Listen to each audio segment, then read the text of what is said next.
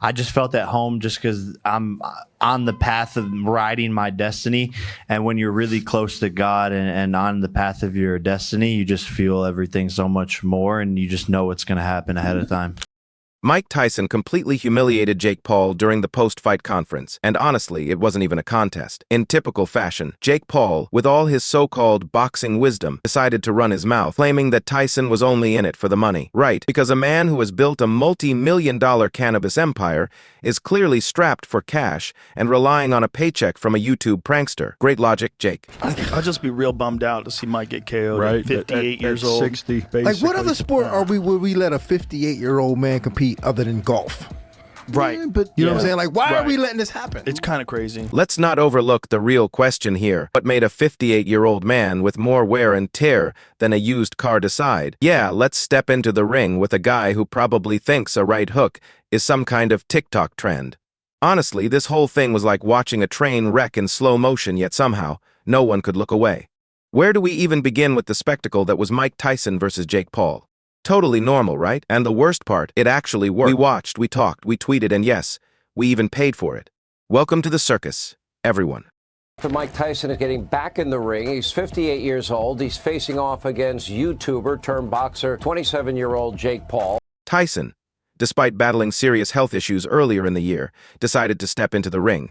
Maybe he figured it would be an easy payday taking down a kid whose claim to fame is pulling off ridiculous stunts on YouTube. We want to, but our opponents don't actually really want to. So it's funny. Jake Paul, who somehow managed to convince a massive online audience that he was a legitimate boxer, stepped into the ring looking like he was trying out for a role in the real Fight Club. And here's where it gets interesting. As the fight approached, fans began quietly asking the question no one dared to say out loud: was this going to be a real boxing match? Or just a glorified pay-per-view comedy special with some extra bruises for flair? Let's be honest, there was no way this was ever going to be a serious contest.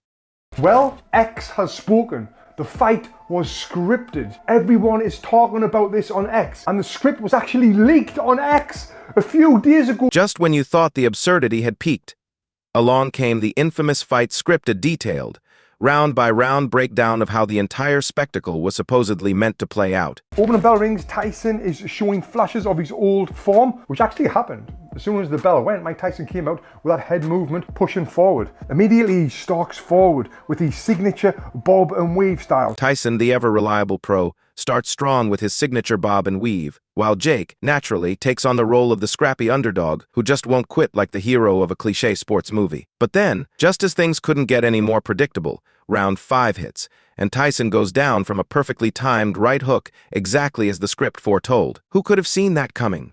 Let's see how accurate it was. The opening bell rings, Tyson is showing flashes of his old form. Shockingly, the fight unfolded exactly like the leaked script. Tyson, moving slower than a dial-up connection, ended up with a cut above his eye from Jake's punches. By the end, fans were left questioning whether they'd just watched an actual fight or paid for a high-budget WE episode with better lighting and a slightly more convincing backstory. Honestly, it felt like someone accidentally handed the reins to a group of pro wrestling writers and, ironically, that turned out to be the most authentic part of the whole event. And Tyson, he did nothing at first. No fiery rebuttals.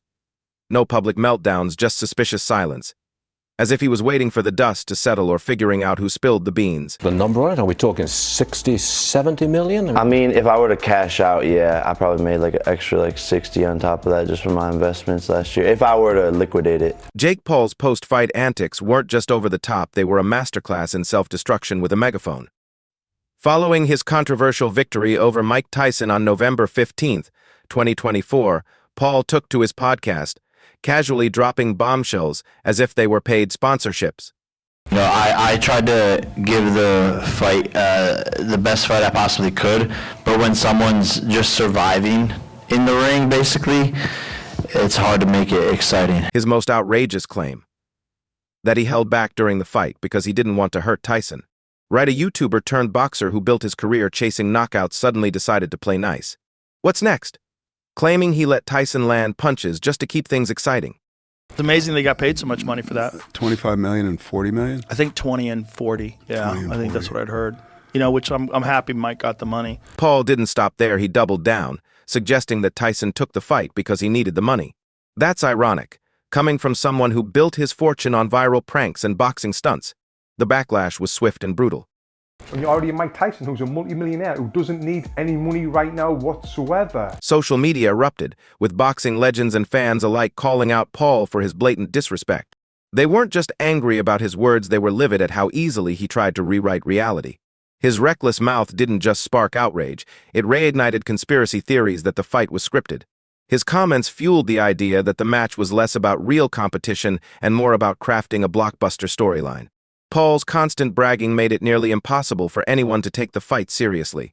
And for a lot of us that love Mike, and despite what he said in that interview with the girl about the legacy, we love him and his legacy. If Jake Paul thought he could keep running his mouth without facing any consequences, he was dead wrong.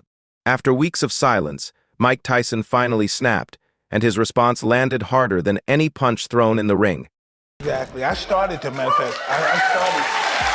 Thank you. I started Jake Paul off. But Tyson wasn't done. After weeks of rigging accusations and watching that absurd fight script spread like wildfire, he finally snapped verbally, at least.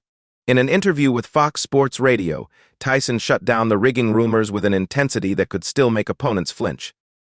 It was a real fight, he practically growled, daring anyone to question whether getting punched 78 times was part of some elaborate plan. I don't look at my life as a legacy. Legacy to me means ego. Who the cares about my legacy? I'm gonna be dead soon one day. Tyson wasn't just angry about the punches, he was furious about what the rumors did to his legacy. For a man who built his career on being one of the most feared fighters in history, being reduced to a character in a made-for-TV boxing drama was beyond insulting. His legacy now came with an asterisk. All thanks to Jake Paul's relentless need for attention and a so-called fight script that read like a rejected Rocky sequel. This fight is not gonna change my lifestyle financially. I'm a fighter. I feel good and I can do it. I feel I can beat this guy. Come on. In a fiery interview with Fox Sports Radio, Tyson tore into the rigging rumors that had been dogging the fight from the start. It was a real fight, he said, and he didn't stop there. Tyson went straight for Paul's jugular. I don't need anybody's money. Paul's audacious claim that Tyson needed the fight for financial rescue clearly struck a nerve with a man who had spent decades rebuilding his life and career. Being reduced to a charity case was nothing short of insulting. Beyond insulting. Well, I don't know. I don't believe in the word legacy. I just think that's another word for ego. Legacy doesn't mean nothing. That's just some word everybody grabbed onto. Someone said that word and everyone grabbed on the word, so now it's used every 5 seconds. It means absolutely nothing to me. I'm just passing through. I'm gonna die, and it's gonna be over. But Tyson didn't stop at finances. He went existential. I'm going to be dead soon. Who cares about legacy? He stated bluntly, shocking even the most seasoned interviewers. It was classic Tyson, raw, unfiltered, and brutally honest. Yet beneath the tough guy exterior, there was a palpable sense of hurt. It means absolutely nothing to me. I'm just passing through. I'm gonna die, and it's gonna be over. Who cares about legacy after that? His legacy, something he had fought so hard to reclaim after years of personal and professional turmoil, was now under attack by a social media star whose biggest claim to fame was viral clout. Jake Paul might have survived 8 rounds with Mike Tyson, but can he dodge Tyson's legal team? Because right now the gloves are off, and the real fight may be about to take place in a courtroom. For this fight, you are setting a monumental opportunity for kids my age to see the legend, Mike Tyson, in the ring for the first time. The fight was supposed to be about legacy, or at least that's how Tyson framed it. He explained that a major reason he took the bout was for his children, hoping they'd see their father as the warrior he once was. But post-fight, the victory felt hollow. Critics didn't hold back.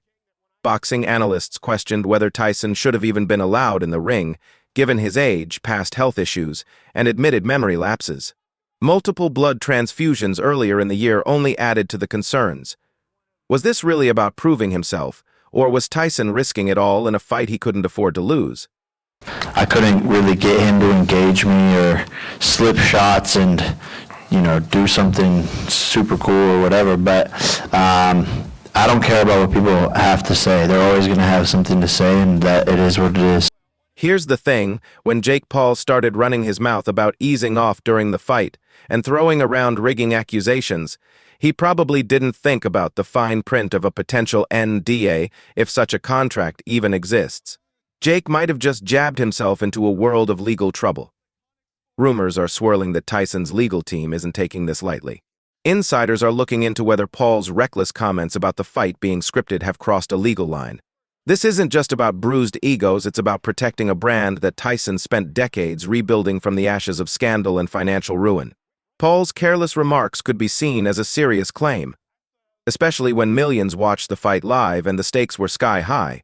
A major lawsuit could be a career-ending uppercut for Jake Paul. Boxing is a brutal business, but in courtrooms those hits last longer plus interest. If Tyson's team files a case, Paul could face massive fines, a tarnished reputation,